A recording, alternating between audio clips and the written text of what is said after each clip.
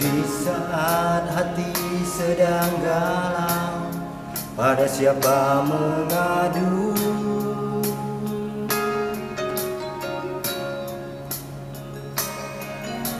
Berharap pada dunia, sia-sialah.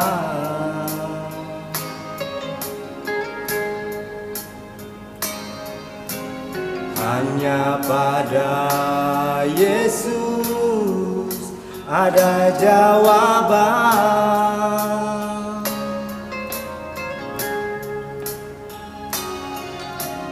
Datanglah padanya yang lelah, diberi kelegaan.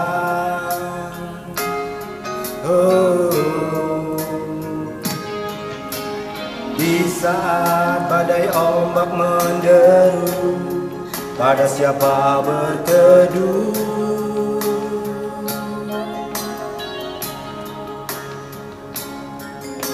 Berharap pada dunia, sia-sialah.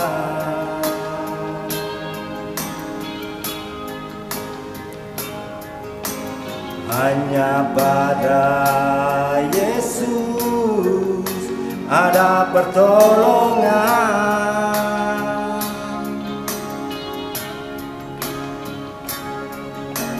Datanglah padanya yang berbeban, diangkatkan.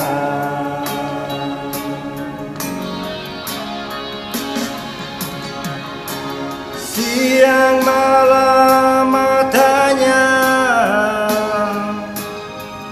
tak pernah terpejam, menunggu setiap orang datang padanya.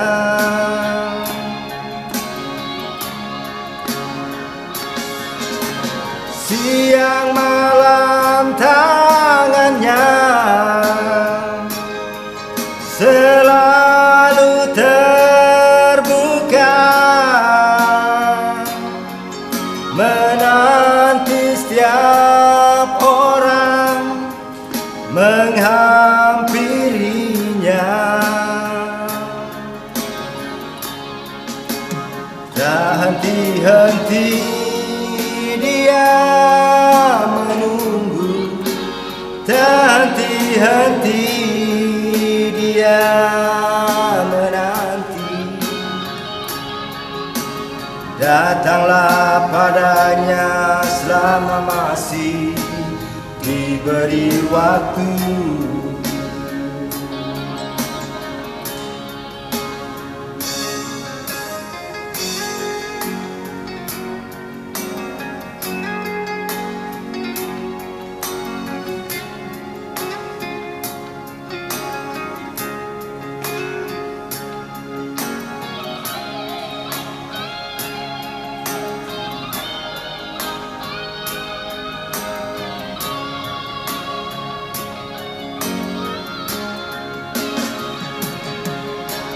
Siang malam matanya selalu terbuka,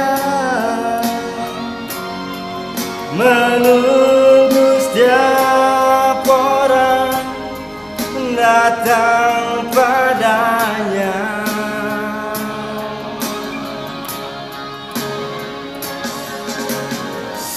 siang malam tangannya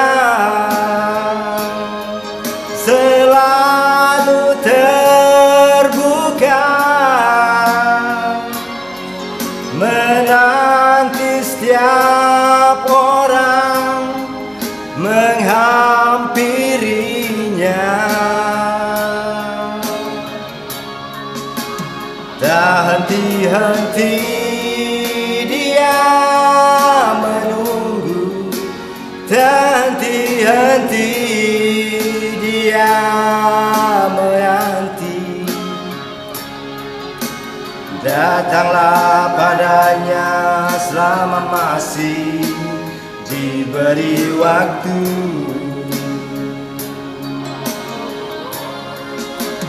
Tak henti-henti dia menunggu, tak henti-henti dia menanti.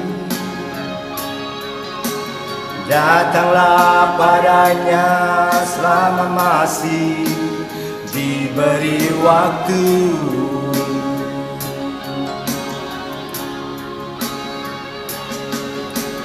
Datanglah padanya selama masih diberi waktu.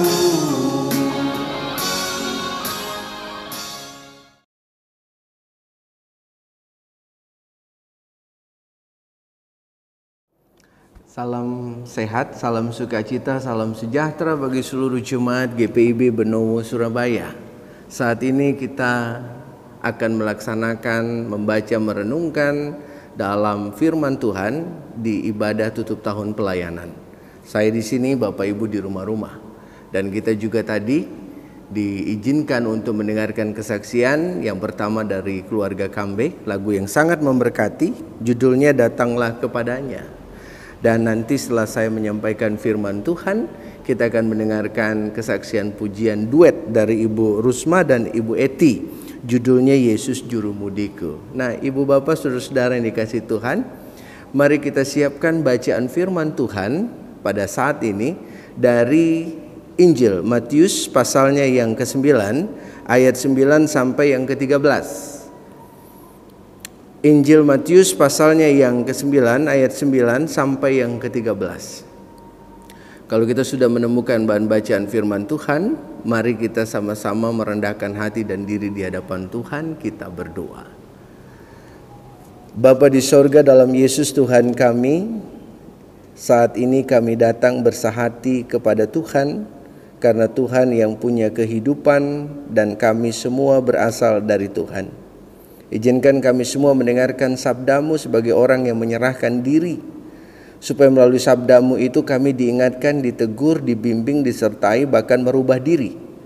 Terkhusus saat ini kami memasuki masa Advent pertama, masa penantian kedatangan Kristus, dan kami mempersiapkan diri melalui firman-Mu, melalui evaluasi diri kami.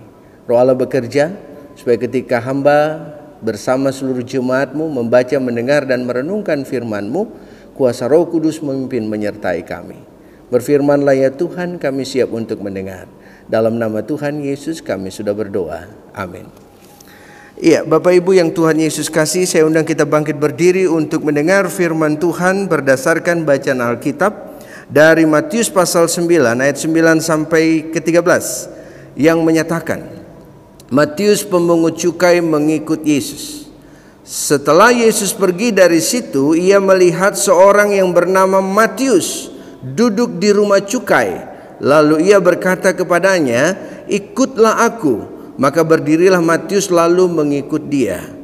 Kemudian ketika Yesus makan di rumah Matius, datanglah banyak pemungut cukai dan orang berdosa dan makan bersama-sama dengan dia dan murid-muridnya. Pada waktu orang Farisi melihat hal-hal itu, berkatalah mereka kepada murid-murid Yesus, mengapa gurumu makan bersama-sama dengan pemungut cukai dan orang berdosa?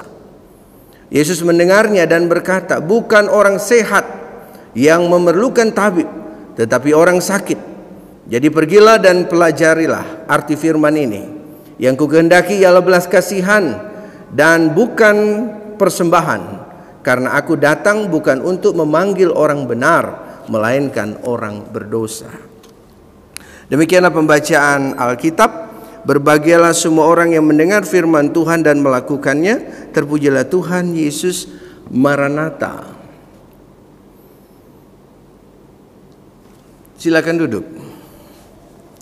Iya, Ibu Bapak yang Tuhan Yesus kasihi, salam sejahtera buat kita semua. Sekali lagi saya mau katakan salam sehat buat kita semua. Kalau Ibu Bapak sehat, kita semua sehat, kita akan tetap ada dalam segala aktivitas yang memberkati.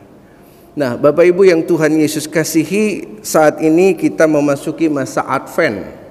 Advent yang pertama. Kalau dalam istilah Latin, Advent itu atau Adventus itu artinya kedatangan. Nah, kalau kita merayakan masa Adventus yang pertama, kedua, ketiga, keempat, nanti kita mulai sudah dari tanggal 29 November, nanti dia berakhir di tanggal 24 Desember 2020 pada saat kita nanti membakar lilin malam Natal, ya. Nah, di masa Adventus, masa kedatangan atau masa penantian juga, siapa yang kita nantikan? Yesus Kristus Tuhan juru selamat kita. Kalau dulu Adventus untuk memperingati kedatangan Yesus untuk pertama kali. Tapi kalau sekarang Yesus sudah datang, berarti kita lagi memperingati, menantikan, ya, atau menantikan kedatangan Kristus yang kedua kali sebagai Raja. Tapi di dua hal ini, baik kedatangan Yesus ketika lahir pertama dalam karya keselamatannya, ya, untuk menebus dosa-dosa manusia, bangkit naik ke sorga dan duduk di sebelah kanan Allah Bapa. Maka di kedatangannya yang kedua, dia akan datang sebagai hakim, sebagai raja untuk menjemput kita. Bedanya apa? Di saat dia datang pertama, dia datang untuk menyelamatkan manusia dari dosa. Tetapi kedatangannya kedua, dia datang untuk menjemput umat kepunyaannya dan menghakimi dunia. Nah, Bapak Ibu yang Tuhan Yesus kasihi, saya mau ajak kita melihat kembali dalam catatan kerangka bagaimana Yesus datang pertama kali di dunia dengan maksud dan tujuan dan dasar yang agung yang mulia. Bahwa Yesus Allah yang datang menjadi manusia, dia tidak datang tanpa tujuan. Dia tidak datang tanpa maksud. Dia tidak datang hanya untuk jalan-jalan dari sorga turun ke dunia. Enggak. Dia punya maksud yang luar biasa ketika dia datang dari sana. Allah menjadi manusia. Ya, Yohanes 3:16 bilang begini, karena begitu besar kasih Allah akan dunia ini sehingga ia mengaruniakan anak yang tunggal supaya setiap orang yang percaya kepadanya tidak binasa melainkan beroleh hidup yang kekal. Jadi ketika Allah datang dari sana, masuk dalam sejarah hidup manusia, ada tujuan yang luar biasa. Dia ingin menyelamatkan manusia dari dosa, bukan untuk menghakimi. Dan dasar dari tindakannya itu adalah kasih Allah. Sehingga dia mau menjadi manusia, masuk dalam sejarah hidup manusia, menjadi bagian dalam ciptaannya. Dan apa yang dia lakukan dalam kerangka pelayanan Yesus, dari sejak dia lahir, dia bertumbuh, dia berproses, sampai pada dia mati di kayu salib dan bangkit naik ke sorga. Semua dia jalani dengan satu tujuan, bagaimana menyelamatkan orang-orang yang berdosa. Bagaimana dia datang memperhatikan dan melihat orang-orang yang terikat dengan kuasa setan, yang terikat dengan kuasa sakit penyakit, yang terikat dengan cara hidup, cara pandang yang salah, ya, sehingga mereka semua mengalami keselamatan yang datang dari Tuhan. Nah, bacaan kita memperlihatkan sebuah gambaran bagian lain, ya, dari perjalanan Yesus, bagaimana Yesus mengajak orang-orang berdosa untuk hidup dalam karya keselamatannya. Coba kita lihat bacaan kita dari Matius 9 ayatnya yang ke-9. Setelah Yesus pergi dari situ, ia melihat seorang yang bernama Matius duduk di rumah cukai. Lihat, ada seorang yang bernama Matius, pemungut cukai yang tidak disukai oleh orang sebangsanya. Kerjanya nagih pajak, ya, ngambil yang bukan hak orang. Dia duduk di rumah cukai, ya. Apa yang Yesus lakukan kepada orang itu? Lalu ia berkata kepadanya, ikutlah aku. Maka berdirilah Matius lalu mengikut dia. Kaget dia ini Matius. Dia lagi duduk, lagi melayani orang, lagi membayar pajak cukainya, ya, lagi menerima sesuatu, menikmati pekerjaannya. Tiba-tiba Yesus datang. Matius, ikut aku. Pertanyaannya, Matius kenal Yesus kapan? Ya, kalau Bapak Ibu di pihak Matius, pasti Bapak Ibu bilang begini, ini siapa ya? Kok tiba-tiba bilang Matius ikut aku? Ya, saya coba lihat gimana ini prosesnya. Tiba-tiba Yesus datang lalu bicara, Matius ikut aku, ya. Dan Matius tidak lagi bilang begini, Anda siapa ya? Enggak, dia langsung mengikuti Yesus, ya. Saya coba lihat, saya coba simak, ya. Pertama, apakah Matius sering mendengar atau melihat atau memahami ada pribadi yang bernama Yesus yang kemudian melakukan tindakan-tindakan luar biasa yang berbeda. Mungkin dia mendengar tentang pelayanan Yesus, sehingga ketika Yesus datang, Yesus berbicara, mengajak dia senang dan dia langsung mengikut Yesus. Atau yang kedua, Yesus datang dengan kuasanya, bahwa dia datang mau menyelamatkan kamu. Saya mau selamatkan kamu Matius. Maka ketika Tuhan mau menyelamatkan, tidak ada yang bisa menolak. Tapi oke, dari dua hal ini mau menggambarkan bahwa yang terpenting Yesus mengajak, Matius mau. Itu yang terpenting. Dan perhatikan bahwa pemilihan itu bukan dari Matius. Matius tidak pernah menyerahkan dirinya berkata, Yesus pilih aku, tidak. Tapi pemilihan dimulai dari Yesus. Yesus yang memilih, Matius ikut aku. Ya, seperti sudah dipersiapkan segala sesuatu bahwa Tuhan ingin menyelamatkan Matius dan Matius harus mengikut Yesus. Ya. Jadi ketika kita mau melihat, ikut aku, ikut. Dia langsung pergi dan mengikuti Yesus. Ya. Dan kemudian Bapak Ibu, tahap berikutnya, ya, Matius, apa yang dia alami? Ada sukacita yang besar dalam dirinya. Sehingga ketika kita baca ayatnya yang ke-10, ada catatan yang luar biasa. Ternyata Matius mengundang Yesus, murid-muridnya, untuk makan di dalam rumahnya. Mungkin ibu bapak pernah baca cerita tentang Sakeus. Bagaimana Sakeus yang ingin melihat Yesus, Yesus bilang, aku mau berkunjung ke rumahmu. Lalu kemudian Sakeus mengajak Yesus makan di rumahnya. Lalu Yesus bilang, keselamatan telah datang di rumah ini. Ya. Nah, coba perhatikan, ternyata pemungut cukai itu banyak hartanya, bisa ngundang orang makan. Dan di sini bukan hanya bicara Matius mengundang Yesus, tapi dia mengundang murid-muridnya. Matius mau bilang begini, aku tidak hanya menerima Yesus dalam hatiku, tapi aku menerima dia di dalam rumahku. Ya. Dan aku tidak hanya menerima Yesus, tapi aku menerima orang-orang yang bersama Yesus. Dan perhatikan Bapak Ibu, saudara-saudara, apa yang terjadi pada proses selanjutnya.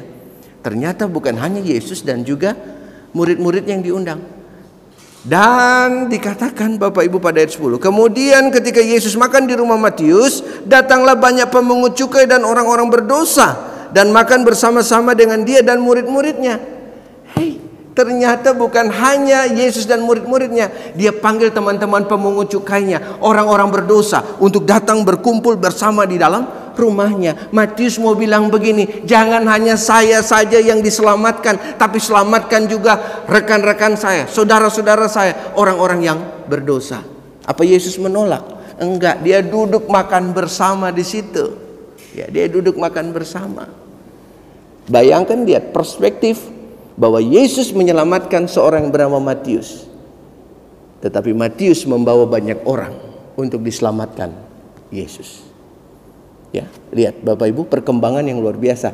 Yesus menyelamatkan Matius dari pemungut cukai, bertobat memulai kehidupan baru bersama Yesus.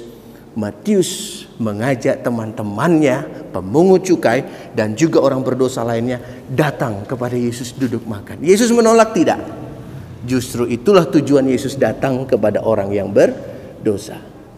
Ya, tetapi perspektif orang lain bagaimana ketika melihat Yesus, rabi yang lagi mengajar, yang lagi melayani, duduk dengan orang-orang berdosa? Orang Farisi punya kelakuan begini, ayat yang ke-11. Pada waktu orang Farisi melihat hal-hal itu, ya, berkatalah mereka kepada murid-murid Yesus, mengapa gurumu makan bersama-sama dengan pemungut cukai dan orang berdosa? Ya, pemungut cukai nggak ada yang ngomong langsung sama Yesus, dia ngomong sama murid-muridnya. Ya, entah dia bicara sama siapa, tapi yang jelas murid Yesus. Kenapa kok gurumu makan sama orang-orang berdosa? Yesus dengar, langsung merespon. Apa kata Yesus ayat 12?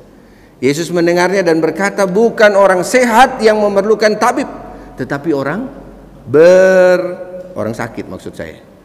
Jadi Yesus mendengarnya dan berkata, bukan orang sehat yang memerlukan tabib, tetapi orang sakit. Jadi orang sakit yang membutuhkan tabib. Yesus datang di situ sebagai tabib bagi orang-orang yang berdosa. Orang berdosa menunjuk kepada orang-orang yang sakit. Yang pertama yang sakit yang dilihat Matius, tapi Matius membawa orang-orang sakit lain yang sakit karena dosa dibawa kepada Tuhan Yesus, dan orang-orang itu mengalami sebuah proses anugerah Tuhan, keselamatan karena dibawa kepada Yesus. Dan memang tujuan Yesus, Bapak Ibu, kedatangannya di masa Advent yang pertama, ya, dulu kedatangan pertama, dia datang untuk orang berdosa. Jadi siapapun orang berdosa, dia datang untuk itu. Orang berdosa dianggap sakit. Ya. Dia tidak datang kepada orang yang merasa benar, padahal orang Farisi ini juga orang berdosa, bukan orang benar. Tapi dia merasa benar, akhirnya Tuhan tidak bisa dia terima. Hanya orang yang sakit, ya, pemungut cukai dan orang-orang berdosa yang mengakui, kami pemungut cukai, kami orang berdosa, dan kami datang kepada Yesus. Dan Yesus datang kepada mereka. Karena apa? Tujuan Yesus datang ke dunia untuk menyelamatkan orang-orang yang dikatakan sakit itu. Dan Yesus menjadi tabibnya, menjadi dokternya, supaya orang-orang itu mengalami pemulihan. Ya, nah dikatakan pada ayatnya yang ke-13. Jadi pergilah dan pelajari arti firman ini. Yang kukehendaki ialah belas kasihan dan bukan persembahan, karena aku datang bukan untuk memanggil orang benar, melainkan orang berdosa. Catatannya apa? Yang Yesus mau, memulailah dengan hidup dalam kasih. Ada belas kasih yang besar. Bukan kata-kata kasihan, bukan, tapi belas kasihan terhadap orang-orang yang membutuhkan pertolongan. Bukan bicara persembahanmu berapa, tapi bicara tentang belas kasihan. Orang yang punya belas kasihan, dia akan mendukung setiap pekerjaan Tuhan. Kalau orang Farisi ini punya belas kasihan, dia akan mendukung pekerjaan Yesus. Tidak hanya bicara tentang bagaimana mereka duduk hadir mendukung, tapi dia mendukung dengan apa yang dia punya. Tetapi memang pemikiran orang Farisi hanya bicara tentang adat istiadat, aturan-aturan persembahan saja. Persembahan korban bakaran, korban penghapusan dosa, karena itu memang tradisi mereka. Saya juga tidak salahkan, tetapi saya mau katakan, yang terutama tanpa belas kasihan Tuhan tidak akan pernah itu ada acara-acara kurban dan pengampunan. Dan ini Tuhan sendiri yang datang untuk menunjukkan eksistensi karyanya. Dia datang untuk menyelamatkan orang yang berdosa. Nah, ibu bapak saudara-saudara yang dikasihi Tuhan, di minggu Advent ini kita mau sama-sama melihat sebuah refleksi kehidupan selama 1 tahun ini berjalan. Dari Januari, ya, sampai pada saat masa Advent ini yang pertama. Kita mau menantikan kedatangan Tuhan kedua kali. Yesus sudah datang.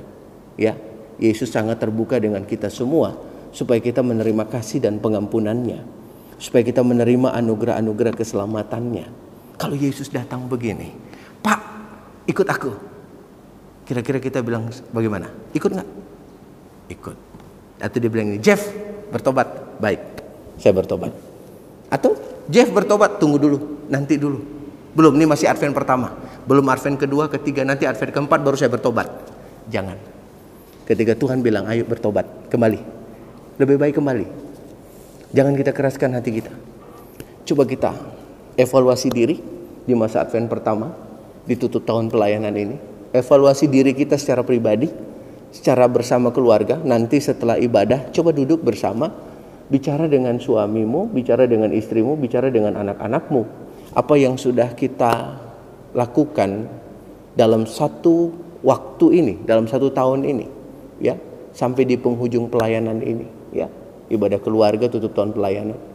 Apakah kita masih berproses dengan cara yang lama, atau kita sudah menunjukkan, ya, progres hidup pribadi kita Sejauh mana kita menunjukkan eksistensi kehadiran Tuhan yang penuh kasih itu dalam rumah tangga kita? Apakah rumah tangga kita sekarang penuh belas kasihan, penuh kasih terhadap istri, suami, dan anak-anakmu? Atau kita masih dengan proses yang sama? Ya, saya hanya mau ajak kita semua di masa Advent ini untuk mengikut Tuhan dalam kesungguhan batin kita. Mau berapa tahun lagi kita tetap ada di dalam dosa yang sama?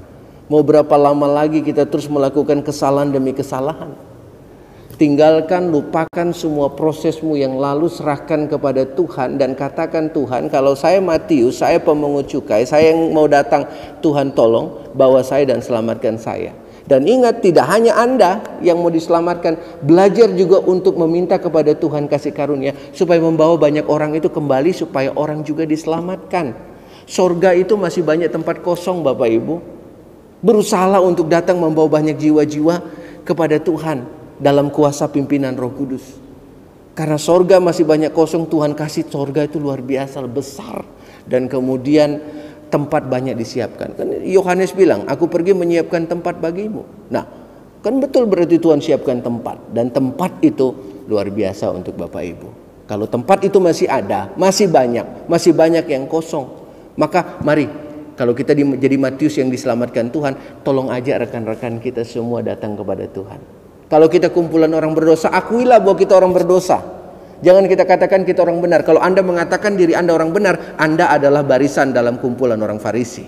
Tapi katakanlah, saya orang berdosa dan saya butuh Tuhan. Kalau Tuhan sudah selamatkan saya mau undang, saya buka hati saya untuk Tuhan masuk. Tidak hanya Tuhan, tapi hamba-hambanya turut membantu mendukung dalam doa. Dan saya mau ajak orang-orang yang berdosa, yang saya tahu kelakuannya yang sama dengan saya.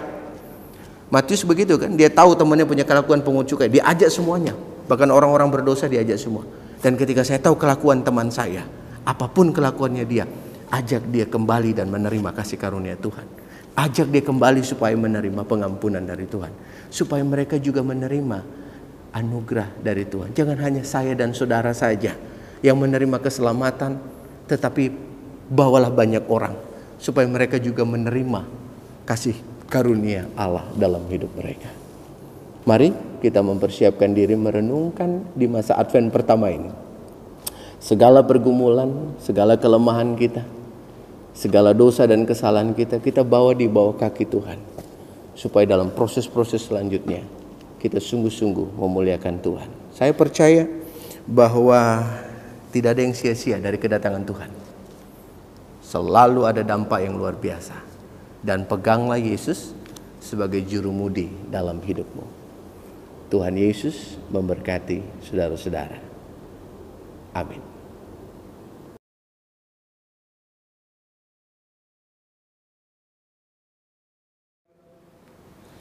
Yesus, aku cinta padamu. Hidupku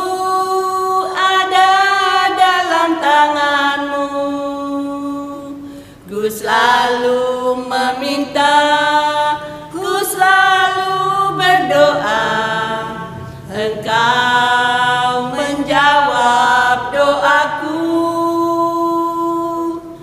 Yesus, ku agungkan namamu, ku puji, ku sembah kau selalu. Dalam kesusahan, dalam kelimpahan, Yesus segalanya bagiku. Badai dan gelombang menerpa kapalku, Yesus Engkau jurumudiku. Ku takkan tenggelam, ku tak akan goyah. Yesus menopang hidupku. Yesus, aku cinta padamu. Hidupku ada dalam tanganmu. Ku selalu meminta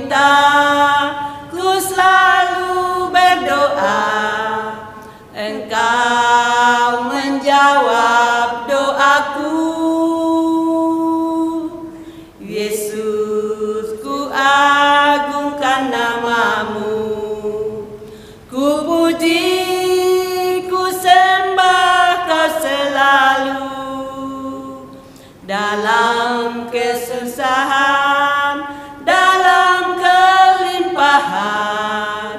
Yesus segalanya bagiku. Badai dan gelombang menerpa kapalku.